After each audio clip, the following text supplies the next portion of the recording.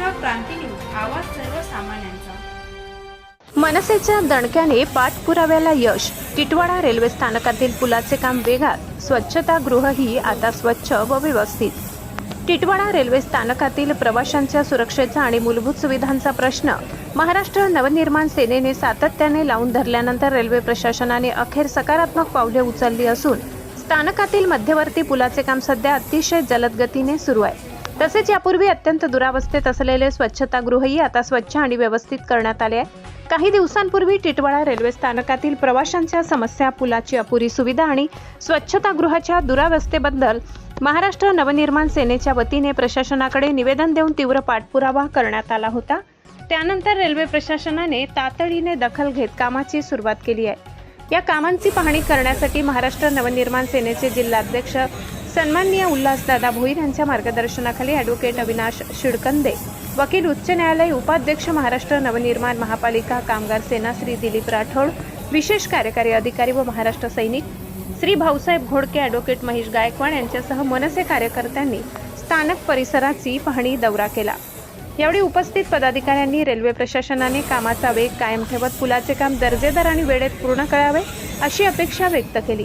तसेच प्रवाशांच्या सोयीसुविधांबाबत भविष्यातही महाराष्ट्र नवनिर्माण सेना ठामपणे पाठपुरावा करत राहणार असल्याचे स्पष्ट केले।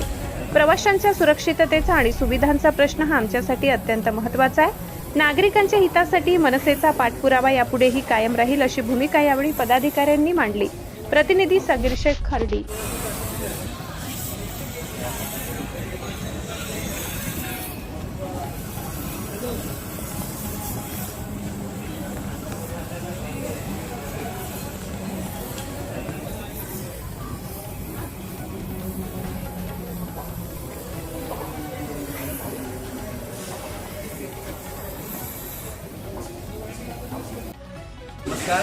मार्च महिन्यामध्ये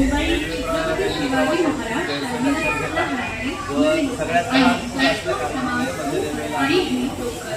निवेदन दिलेलं रेल्वे प्रशासनाने या व येत्या 5 ते 6 महिन्यामध्ये असे आश्वासन देखील मध्य रेल्वेने आम्हाला दिलेले आहे। मनसेच्या लढ्याला आलेले हे सर्वात मोठे यश आहे असे सध्या आपल्याला म्हणता येईल। अशाच नवनवीन बातम्या पाहण्यासाठी आमच्या महाराष्ट्र क्रांती न्यूज या यूट्यूब चॅनलला लाईक करा, सबस्क्राईब करा आणि बेल आयकॉनला प्रेस करा।